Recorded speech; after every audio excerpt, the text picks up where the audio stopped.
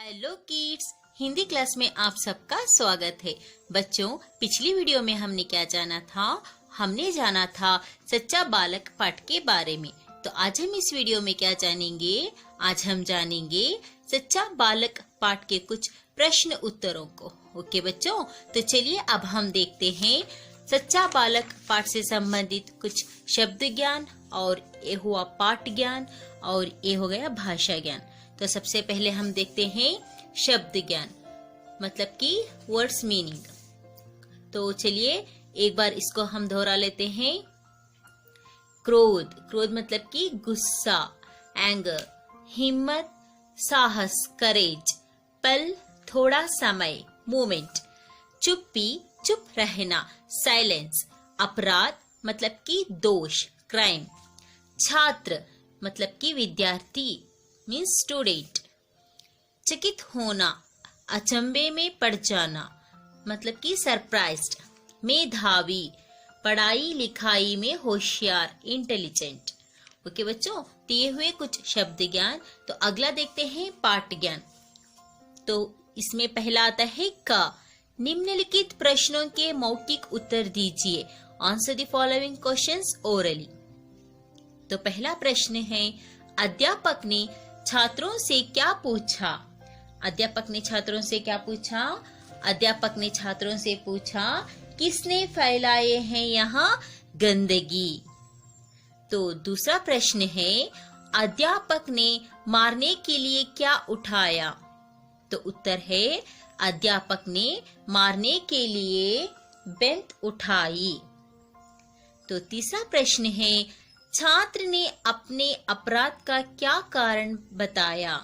तो उत्तर है, छात्र ने अपने अपराध का कारण बताया कि जैसे ही मैं इन छिलकों को फेंक रहा था कि घंटी बज गई और आप आ गए, कह के कारण बताया। तो चलिए अगला ख देखते हैं। निम्नलिखित प्रश्नों के उत्तर लिखिए, means right the answers of the following questions. तो यहाँ पे कुछ और प्रश्न दे गए हैं, चलिए उनको भी हम उत्तर करते चलेंगे। तो पहला प्रश्न है, अध्यापक ने कक्षा में क्या देखा? तो उत्तर है, अध्यापक ने देखा कि कक्षा में मूंगफली के कुछ छिलके पड़े हुए हैं। तो दूसरा प्रश्न आता है, सभी छात्र बेंत खाने से क्यों बच गए? छात्र द्वारा सच बोलने के कारण सभी छात्र बेंत खाने से बच गए। तो तीसरा प्रश्न है, अध्यापक ने छात्र को दंड क्यों नहीं दिया? उत्तर, अध्यापक ने छात्र को दंड इसलिए नहीं दिया क्योंकि उसने मार का भय छोड़कर सत्य बोला था। तो इसलिए अध्यापक ने छात्र को दंड नहीं दिया। सत्य बोलने वाला वहां बालक कौन था?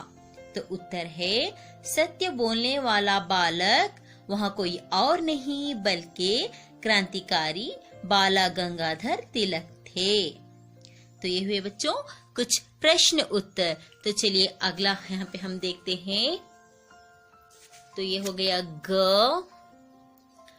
उचित विकल्प पर सही का चिन्ह लगाइए, टिक द करेक्ट ऑप्शन। मतलब कि यहाँ पे 4 ऑप्शंस दिए गए हैं, हमें सही विकल्प पर सही का चिन्ह लगाना होगा। तो पहला आता है, अध्यापक ने कक्षा में देखा कि डैश। तो सही उत्तर इसमें कौन सा है? यहाँ पे 4 ऑप्शंस दिए गए हैं, चलिए उनको पढ़ लेते हैं, बाद में हम सही उत्तर को टिक कर देते हैं। सभी विद्यार्थी शोर मचा रहे हैं। 2 विद्यार्थी आपस में लड़ रहे हैं।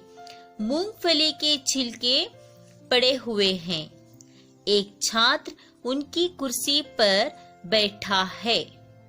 तो सही उत्तर कौन सा है बच्चों? जब अध्यापक ने कक्षा में देखा कि मूंगफली के छिलके पड़े हुए हैं, तो सही उत्तर है ग।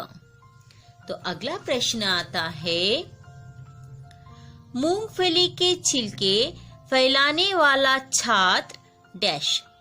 वो बहुत शरारती था, झूठा था, मेधावी था, मंदबुद्धि था। तो सही उत्तर है मूंगफली के छिलके फैलाने वाला छात्र बहुत मेधावी था, मतलब कि इंटेलिजेंट। तो तीसरा प्रश्न है, सच बताने के बाद गुरुजी ने छात्र को डैश क्षमा कर दिया, बेंच से मारा, कक्षा से बाहर निकाल दिया, डांटा। तो सच बोलने से गुरुजी ने क्या किया? सच बोलने से गुरुजी ने छात्र को क्षमा कर दिया, मतलब कि माफ कर दिया। तो अगला आता है, सच बोलने वाला छात्र कौन था? भगत सिंह, लाला लाजपत राय, चंद्रशेखर आजाद, बाला गंगाधर तिलक। तो उत्तर है बाला गंगाधर तिलक। तो ये हुए कुछ प्रश्न उत्तर। तो चलिए बच्चों, अगला हम देखते हैं भाषा ज्ञान। समझिए और लिखिए, अंडरस्टैंड एंड राइट। तो यहाँ पे कुछ एक अनेक दे गए हैं। एक अनेक मतलब कि यहाँ पे वचन बदलना होगा हमें। तो सबसे पहले हमें एक मतलब कि एकवचन, अनेक मतलब कि बहुवचन। तो सबसे पहले हम यहाँ पे देखेंगे कि वचन क्या होता है। वचन का मतलब होता है बच्चों, जिन शब्दों से किसी व्यक्ति, वस्तु, प्राणी आदि की संख्या एक या एक से अधिक होने का पता चले, उसे वचन कहते हैं। ओके बच्चों, तो वचन के दो भेद होते हैं। एक तो होता है एकवचन और दूसरा होता है बहुवचन। ओके, तो एकवचन क्या होता है?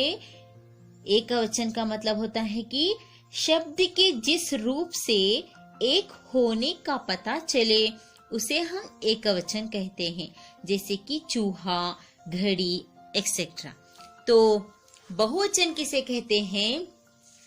जैसा कि शब्द के जिस रूप से उसके संख्या में एक से अधिक होने का पता चले, उसे हम बहुवचन कहते हैं। जैसा हमने लिया चूहा एकवचन, चूहे बहुवचन, घड़ी एकवचन, क्योंकि वहां पे एक घड़ी का बोला जा रहा है। घड़ियां मतलब कि यहाँ पे बहुत सारे घड़ियां हैं, तो इसीलिए यहाँ बहुवचन। ओके बच्चों, तो ये हो गया वचन और वचन के दो भेद, एकवचन बहुवचन। तो यहाँ पे कुछ एक अनेक दे गया है। चलिए इसको भी हम उत्तर करते चलेंगे। तो हाथ, ये हो गया एकवचन, और बहुवचन होता है हथेलियां। हाथ हथेलियां भी हो सकता है और हाथों भी हो सकता है बच्चों। तो दूसरा आता है अध्यापक, तो उसका बहुवचन होता है अध्यापक गण।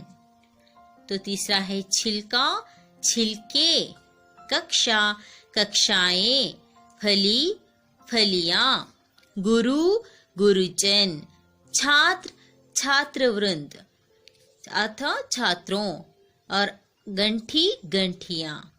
तो ये हो गए वचन, एकवचन और बहुवचन। ओके बच्चों, अगला देखते हैं ख। नीचे लिखे वाक्यों में से क्रिया शब्द छांट कर लिखिए, मतलब कि pick out verbs from the following sentences. यहाँ पे कुछ वाक्य दिए गए हैं, उन वाक्यों में से क्रिया शब्द को हम चुनकर यहाँ लिखेंगे बच्चों।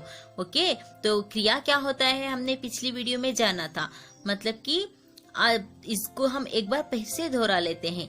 क्रिया का मतलब होता है जिस शब्द के द्वारा किसी कार्य के करने या होने का बोध हो, उसे हम क्रिया कहते हैं।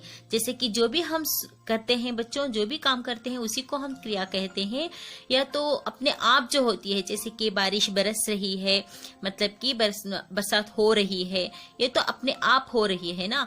तो जो भी क्रिया करने का या होने का बोध होता है, उसी को हम क्रिया कहते हैं।